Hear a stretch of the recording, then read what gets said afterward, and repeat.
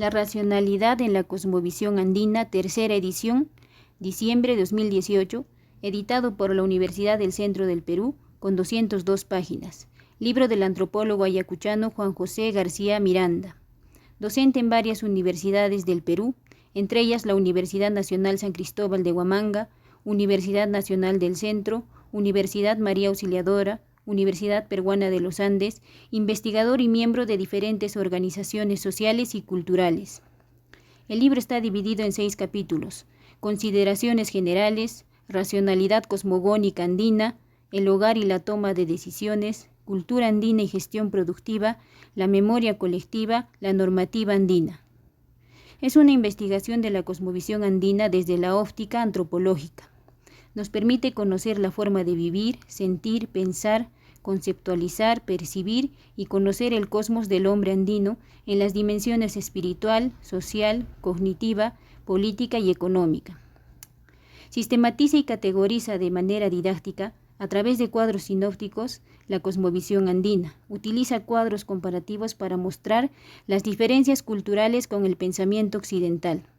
Analiza y sintetiza, con criterio científico-antropológico, los elementos, principios, categorías, paremias, axiomas de la cultura andina ancestral, con interpretaciones extensivas de su contenido. El autor realizó una investigación desde el nivel émico.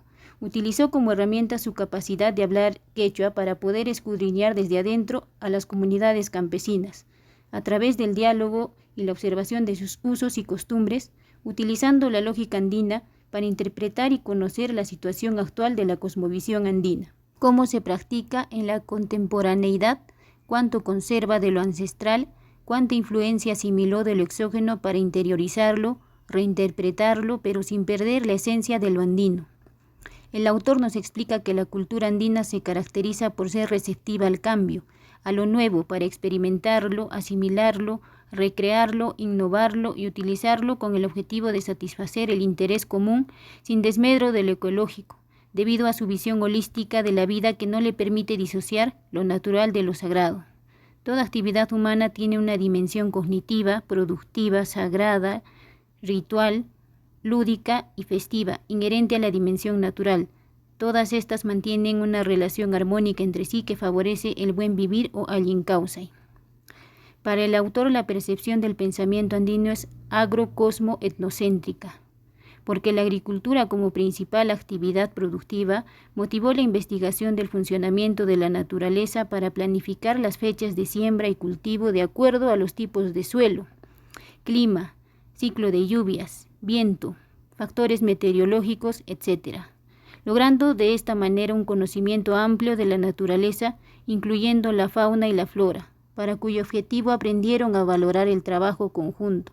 Entendieron que la pertenencia a un grupo humano o ayllu no solo es un medio de supervivencia, sino que les permite progresar, desarrollarse espiritual, cultural, productiva y afectivamente, dotando de importancia primordial a la identidad de grupo dentro del ayllu. Para la cultura andina es muy importante mantener la unidad de su población a través del cuyay o trato recíproco, cariñoso y con amor entre sus miembros. El tinku, concertación de ideas, intereses para el logro de objetivos y resolución de problemas. Y el kamachi, ejercicio rotativo del poder que aplican tanto en sus relaciones familiares como en la comunidad o ayllu.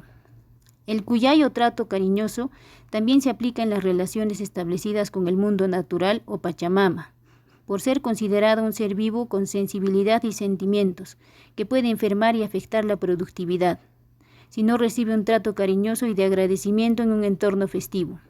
Para el autor, la cultura andina se caracteriza por su percepción histórica, proyectiva y progresiva.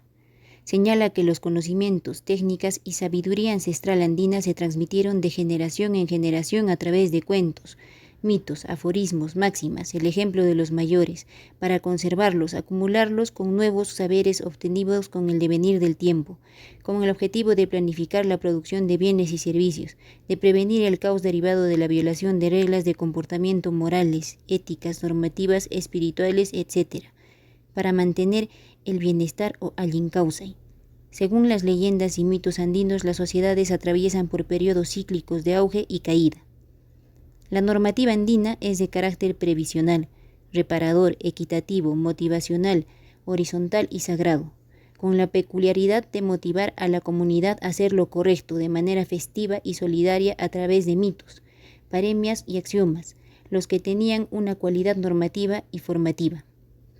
Con máximas andinas como las siguientes: Huk Umalla, Huk Sunkulla, Huk Maquilla, Kajllata Rimaspa, Kajllata Ruaspa, Allinya Ayllu Hina Kausarinapaj.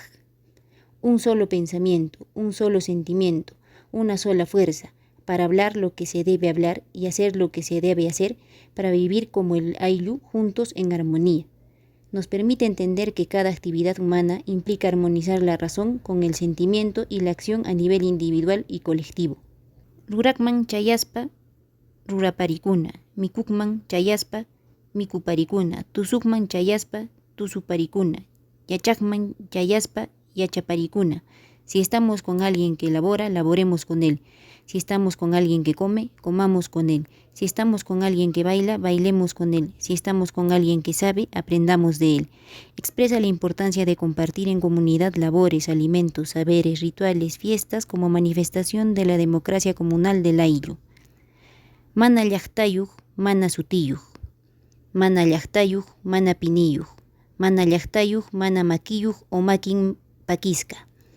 Quien niega a su pueblo no tiene nombre. Quien niega a su pueblo es huérfano. Quien niega a su pueblo no tiene manos o tiene las manos rotas. Se refiere a la pérdida o falta de identidad cultural que impide al alienado tener una vida pública, porque vivirá aislado y temeroso de ser descubierto, por lo que no podrá desarrollarse dentro de su comunidad, terminará como un huérfano. El autor señala que el Perú es un país multicultural, multiétnico, con diversidad de tradiciones que no se pueden homogeneizar, por lo que sugiere que dentro de las políticas de desarrollo adoptadas por el Estado se debe tomar en cuenta la identidad cultural, intereses y objetivos de las comunidades campesinas, darles la capacidad de autodeterminación, porque su identidad cultural, memoria colectiva, funciona como una energía motivacional impetuosa a la que hay que impulsar para lograr un desarrollo inclusivo, que ponga en práctica sus saberes ancestrales complementándolos con tecnología moderna, a la cual están abiertos por su visión de cambio e interés por los adelantos tecnológicos que respeten y conserven el medio ambiente. El libro es interesante porque aporta información, conclusiones y propuestas del autor que deberían ser conocidas por el público. Recomiendo que lo leas si es de tu interés la cosmovisión andina.